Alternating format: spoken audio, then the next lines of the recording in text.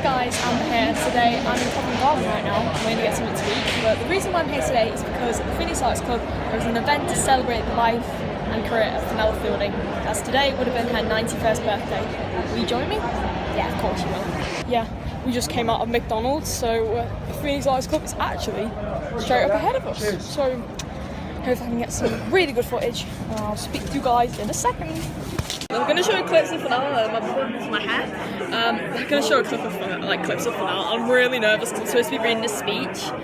I am so nervous. I can't tell you how nervous I am. Birthday, and we booked the Phoenix Arts Club to have a party down here anyway, so we thought we should carry on with that. And it's so good to see so many of you here, even though she's with us in spirit and not physically here. So tonight we're going to show some clips. A lot of it is unseen footage, it's about 30 minutes. We're also launching a new audio book, Angel Bright, which was the last thing Fenella did before she passed away. And there's some of her friends in the corner there that are going to come up and talk about her later. So enjoy the afternoon. Yeah. Thank you. Thank you.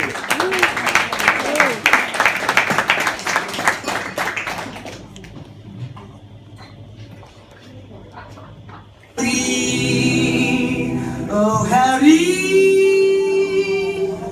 are you gazing down from heaven on little me? And are you simply horrified by what you see? Please don't be, dear Harry, for you left your little wifey all alone to lead her lightly, and she's doing it the only way she knows. I may be a wayward creature, but I'm one redeeming feature. Would you like me to explain to you? Here goes. There was the gardener at the towers, and he had a way with me as well as flowers. But he was only a passing phase, because I liked it on his brother, who had come to do some club job or other. But it was only a passing phase. But at the weekend I went shooting, and it broke the plumber's spell, because I bagged a brace of fish and a beat as well. But then he beat me where it hurt me, and I felt my ardor suddenly desert me, and I remained completely chaste for several days. But it was only a passing phase. What a concentration of beauty it was at the Lyceum. In progress, the finals of the contest Miss England, with 36 lovelies all in the running for the crown. A discerning panel had the difficult but pleasant duty of judging.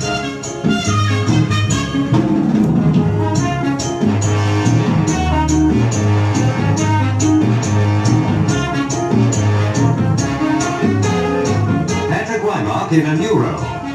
Each girl is already the leading beauty of her own town, trying now for the national honour.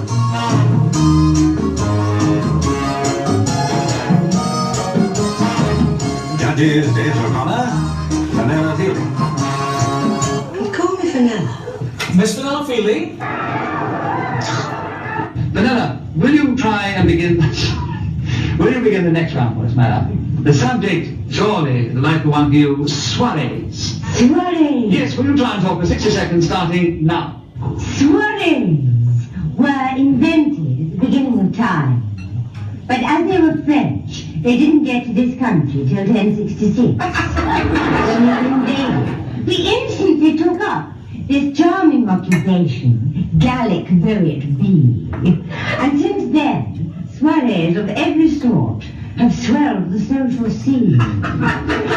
During the soiree, people arrive, dripping with every possible kind of... Claim my rightful kingdom, ready to serve the blue cause, ready to carry the blue flag, ready to be true blue, ready to wipe out all of the colours, like Heliotrope. Yes, well, that's quite enough, Buxton, dear. There'll be time for drama later. Now, Are you ready for the test? Ready, madam? Well, remember, if you fail... Enter, Blue Cat, and claim your kingdom.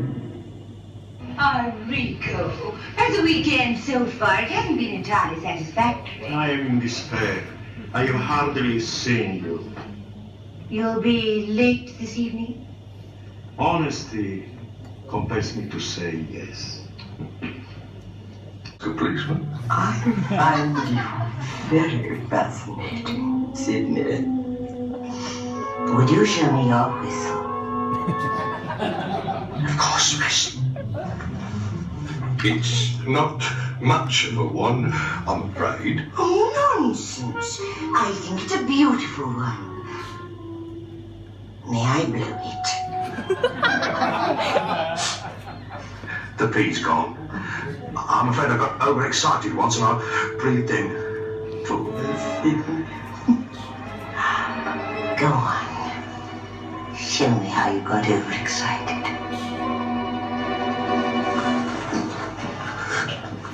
I have come here, miss, to perform a duty. Well, get on with it.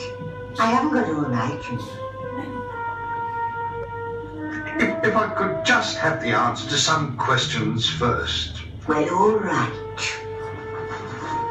I'm sure I know all the answers. I'm sure you do, miss. You must learn to relax more, Sydney. Take things as they come.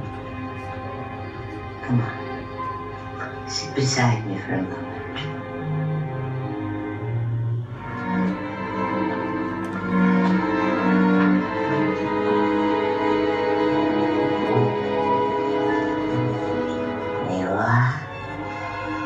See? Now that's much more comfortable, isn't it? Very much so, miss. What must you think of me? I'm such a terrible hostess, I haven't offered you a thing. I wouldn't say that, miss. Do you drink? Not on duty, miss. Do you smoke? Not on duty, miss. Well, do you mind if I smoke? No, of course not, miss. Thank you so much.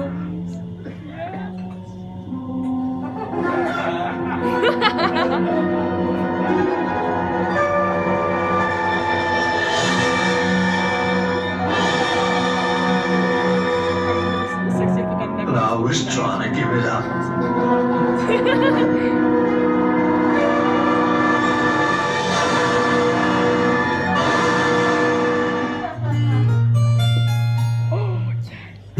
If you're low on self-respect and you want to be cosmetically correct, you must copy the stars, be a Venus with scars, and hope that your friends won't suspect. As the muse of Da Vinci once said, try smiling when you go to bed. Nature knows naught, and looks can be bought, for even the plainest get wed. So learn to tease like Mona Lisa, keep them guessing when you smile. Vacant takes the name of the game. Use a little guile. We worked together with Fenella once a Saturday, and Trina was at my place last week, and we were talking about the show and the laughs that Fenella gave us. They weren't always intentional laughs, and one of them, I think Trina ought to start it. Yes, well, it was a lovely experience to work with Fenella and a great privilege. But my abiding memory of her was the first dress rehearsal. She was playing Mother Superior, which was a... No, I was Mother Superior. Well, she was a nun, anyway. Oh yes, we both played She nuns. played Mother Superior and Mother Peter, not at the same time. But anyway, on the first dress rehearsal, I was playing one of the schoolgirls. We all turned up for the dress rehearsal, waiting for Fenella to make her entrance. And she made her entrance in her habit, which had been taken up 4 inches above the ankle, tailored To her bust. to her bust. Her rosary beads were shimmering round her hips. And she had the biggest crucifix, which I should have had. Only she saw it first, and I said, that's mine. And she said, oh no, it's not, it's mine. And I said, but I'm the headmistress, and you're just a nun. And she said, oh, I'm having it. So she took it. On stage, heat, lights, tight corsets. Somebody was doing quite a long speech. Kate was one side, I was the other side of this person. I looked across, and Kate's head was going like that. And her umbrella was going like that. And then she suddenly went like that, and she realised that I'd seen her. And she got the giggles, and I got the giggles, and we just giggled the whole way through. I'm sort of slightly diverting here. But in the dressing room, which I was sharing with Kate, I had written a letter of, I was furious with a restaurant who behaved rather badly, just locally, I won't say which one it was, and I'd written a detailed letter of why. Appreciation Society on Facebook. So if you're on Facebook, look it up.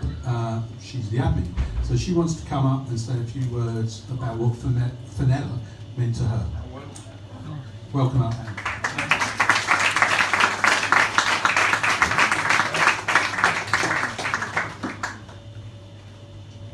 Hello everybody, it feels really privileged to be at this event right now.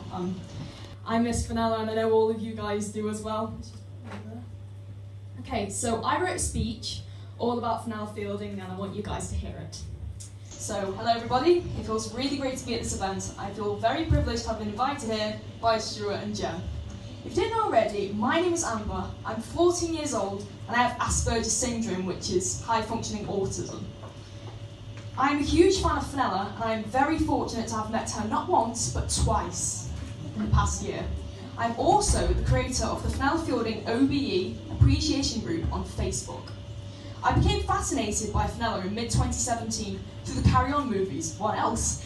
I remember watching clips of her in Carry On Screaming on the internet, and I liked her character, Valeria Watt. Her looks, her voice, they give you goosebumps down your spine. I was ecstatic when I found out she was due to read her memoirs at the Unity Theatre in Liverpool on the 4th of November. I persuaded my mum to get us tickets and to go and see her.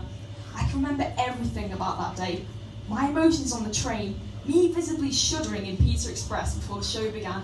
My anxiety and excitedness levels were through the roof. Listening to her perform was a dream. I felt as if a massive weight had been lifted off my shoulders. I was brainwashed by this spell she put me under. I'm trying to find out where I was now. When it came round to meeting her, I was even more nervous. I got to hug her, give her gifts, take photos with her, and she even gave me these pair of eyelashes that she signed herself. She had planned these because she knew I was going to the event. I feel very, very lucky. Right, where was I? Ah, yes. I even got a copy of her memoirs in CD form and I got my DVD signed. For an autistic girl like me, this was a massive accomplishment. The next day, I missed her so much. I was eager to meet her again. I collected more of her merchandise. You know, other girls my age are usually into Little Mix or Justin Bieber or someone like that. But me? My idol was a 90-year-old film and television actress. Now, around March this year, I found out that Fenella was to attend an event called What a 60th Carry On the 3rd of June at the Drayton Court Hotel in Ealing. My dad took me to this event.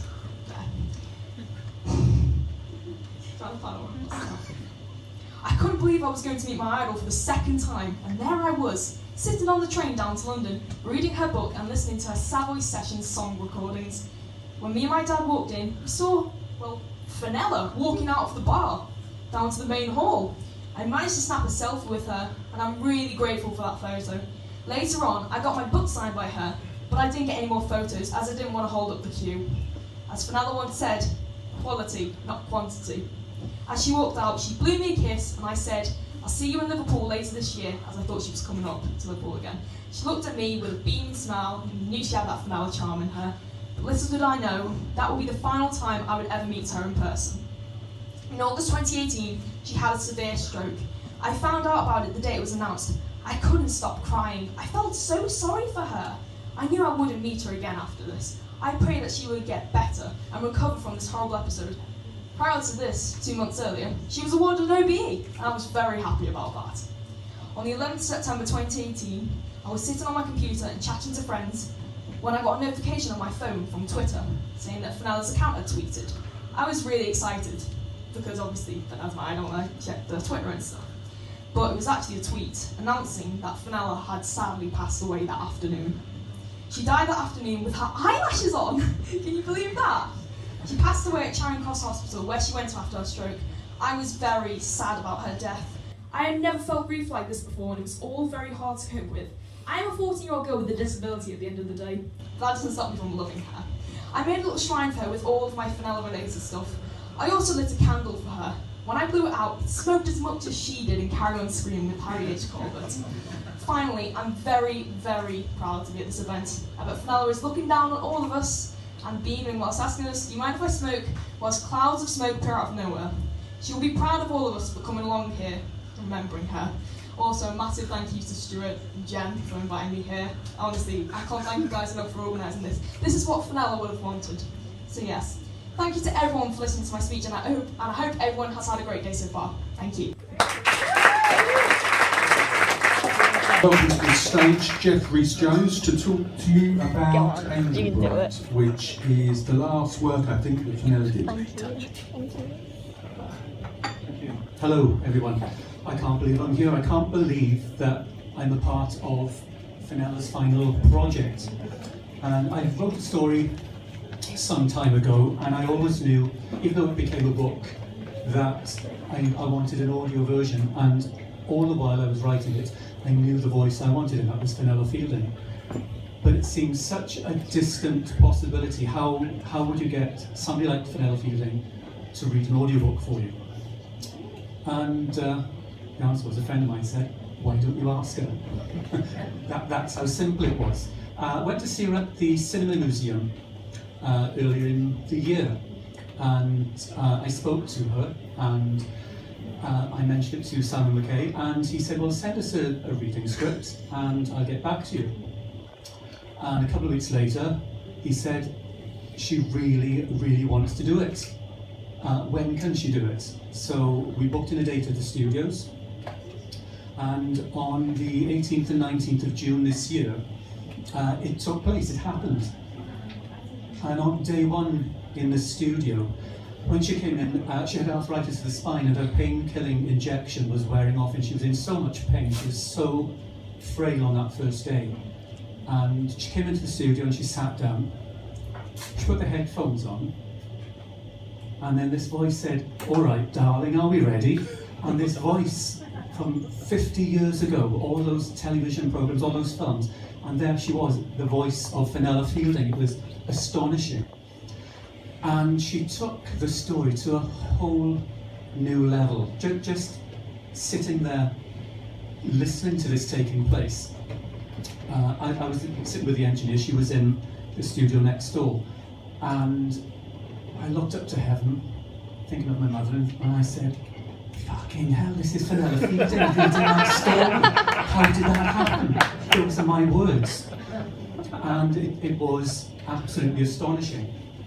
And over the 2 days in the studio, when she came in on the second day, she was on painkillers and she was transformed. She wasn't in any pain. She came into the studio, she sat down and she read through 3/4 of the book in one go, and it was just watching a professional do what they do best.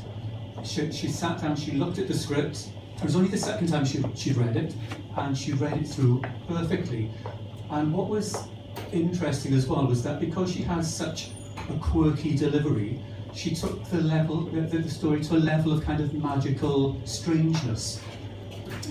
And towards the end of the story, there's one Welsh word in the story. I'm Welsh, by the way. And honestly, I'm Welsh. And the Welsh word is cwtch. Now, anybody that grows up in Wales knows that cwtch means something that your mother gives you. It's a beautiful hug full of love. And she pronounced it perfectly, and she said, what does that mean? And I said, well, I'll come in and show you now. So I went in, and I gave her a big cwtch. And she said, oh, I like that, darling. And on the way out at the end of the day, she said, do you think I could have another one of those cwtches? So we had a lovely cwtch together. And we spoke about lots of stuff, but I'm going to play just 4 very short tracks from the story. It's a Christmas story about a little angel who falls to earth on Christmas Eve. and she's only got 12 hours to get through the forest to get home to heaven in time for Christmas morning. And that's the basis of the story. So she's on a journey throughout the story, and she meets someone who she thinks might be an angel, but it turns out that she's not. And that's what we're going to start with. Track 33. It's just a minute, but it will give you some idea of Fenella's remarkable performance of this character. So could we go with track 33? Thank you.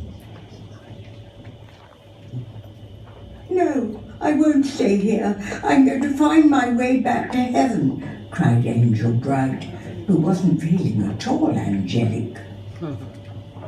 Celestia smiled and put on her kindest voice and promised, "But child, I will send you to heaven myself. Come closer. Let me hold you. Let me put my wings around you and warm your cold, frail body." "No!" shouted the little angel, who was feeling very uncomfortable. She knew that feeling this way was a sign of danger, as was the red light shining brightly from her headband.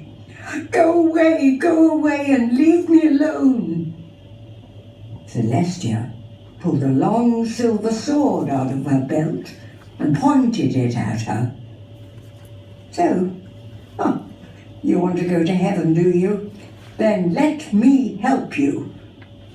I think that feeble body of yours is now far more human than angelic, which will make this so much easier for me." So, the little angel is in a house in the forest with this mad woman who isn't the angel that she imagines she is. So she's trying to get her to eat something that's a bit poisonous. There's a bit of argy-bargy around the table. Does anybody say argy-bargy anymore? It's like the world of omnibuses, isn't it? I've heard that for years. Why did I say that? So there's a bit of a tussle in the kitchen, and then we move on to track number 36, if we can go with that, and it takes the story a little further.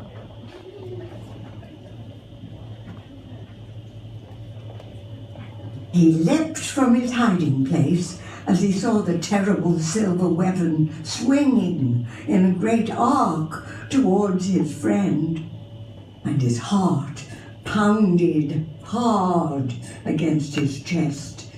He didn't think he was going to make it in time to knock his friend out of the way, so he pushed himself onwards harder and faster, and his 3 legs hurt so much, but he kept going until he used the very last bit of his strength, and he sprang with all his might and flew through the air, howling loudly at Angel Bright.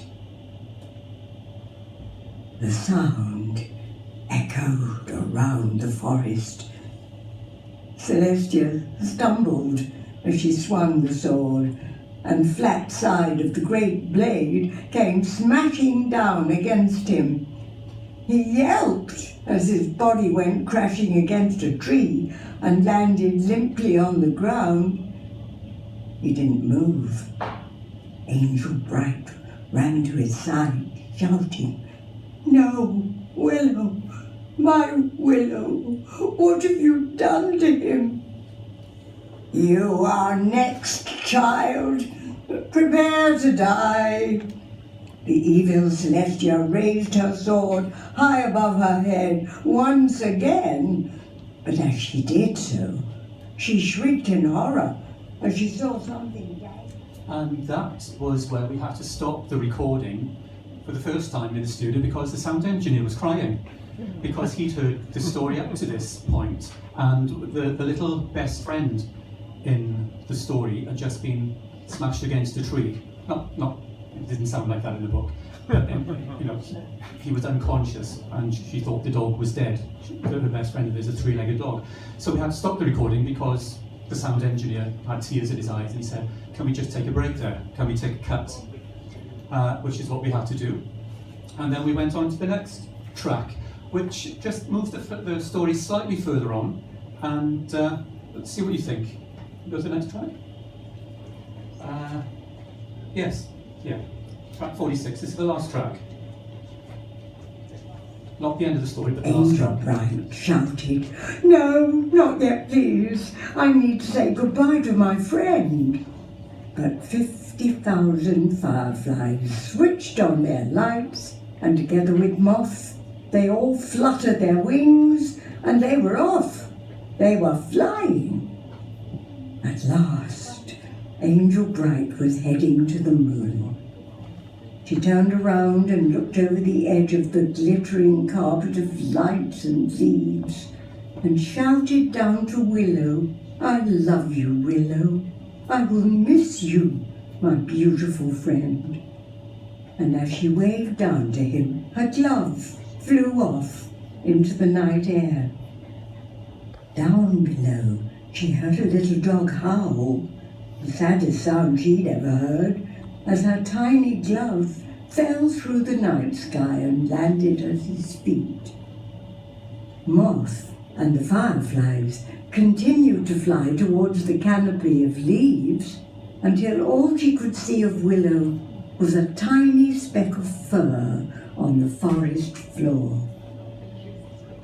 Willow watched them disappear into the moonlit sky, and he sighed as a great big tear trickled down from one of his sad brown eyes and plopped off the end of his nose. He gave a final look up into the sky, but he could no longer see them. He gave a gentle but sad woof, and if Angel Bright could have heard it, she would have known he had just said, "Goodbye, my dearest special friend. I love you." He sniffed at the crumpled lavender glove, picked it up in his mouth, and with his head down, he limped off into the dark night. And that was where we had to end the recording for the second Angel time. Bright. We had to end it there for the second time because he cried again. It was absolutely lovely. And I won't go any further with the recording because I don't want to give any spoilers, but this story continues on quite a way after that. And after we finished recording, I was chatting to Fenella, and I took a lot of stuff in to be signed. And I said, "Oh, would you sign this for me?" And it was a cover of a film called Wish Baby. And she said, "Was I in that, darling?" And I said, "Yes." And she said, "What did I do?" And I said, "Well, you kind of had this blue plastic baby in a pram that you were pushing around." And she said, "Really? Are you sure?" I said, "Yes." And she said, "Well, I hope I got paid for it." And then I was talking about the television series she did called Uncle Jack, where she played the vixen. And I said, "Your wardrobe in that was so exquisitely eccentric, it fitted the character so perfectly." And I said, "Yes, darling, they let us use our own wardrobe." So that was kind of a backhanded compliment. A few weeks after we finished the recording, she asked Simon to get in touch with me to see if there was anything else that I'd written that she could read, because she said, "I enjoyed the book so much, I would like to read more of your work." And I said, "I don't have anything at the moment, but I am working on something that has Fenella specifically in it." And it's an idea for a musical about 4 divas. Oh, yeah. And the opening of the show would have been a film segment of Fenella dressed and dripping in fur and diamonds at the Savoy, talking about the world of the diva and what it could be and what it can do for you. But sadly, as you know, she had a stroke and that was never to be. And she'd been asking for a few weeks after the recording, "When is it coming out? Because I'd love to listen to it." And I couldn't get it recorded in time after she had a stroke, but then I did manage to get the studio to send it to Simon's phone, and he was actually able to play the full story while she was unconscious. So I'm getting a bit filled up there, a bit choked up. But all I can say is it was a remarkable experience to be part of the Fenella Fielding legacy, and to be the last project that she worked on is absolutely, I can't put it into words. The recording, now that it's out there, I think it will go on to do other things. There are people interested in broadcasting it on radio. It could even be an animated film. So we don't know where it's going yet. But it was just a remarkable 2 days out of my life that will stay with me forever. So thank you for Misty Moon and Stuart and Jen for inviting me here. And I'm selling it over in the corner there. What the perfect Christmas gifts, ladies and gentlemen. For you and your loved ones. Thank you very much.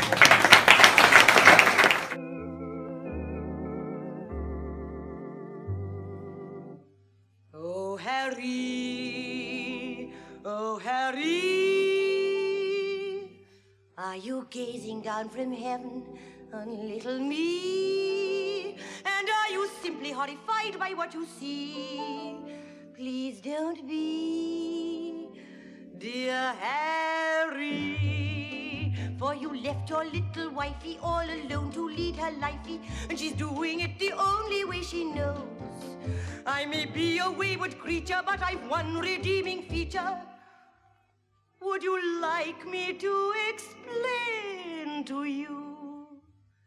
Here goes. There was the gardener at the Towers, and he had a way with me as well as flowers, but it was only a passing phase, because I lighted on his brother, who had come to do some plumbing job or other. But it was only a passing phase. But at the weekend I went shooting, and it broke the plumber's spell, because I bagged a brace of pheasant and a beater as well. But then he beat me where it hurt me, and I felt my ardor suddenly desert me, and I remained completely chaste for several days. But it was only a passing phase. One of our footmen, as they oft do, looked so handsome with his livery on, and off too. But it was only a passing phase, because the chauffeur, so endearing, drove me far but had some trouble with his steering.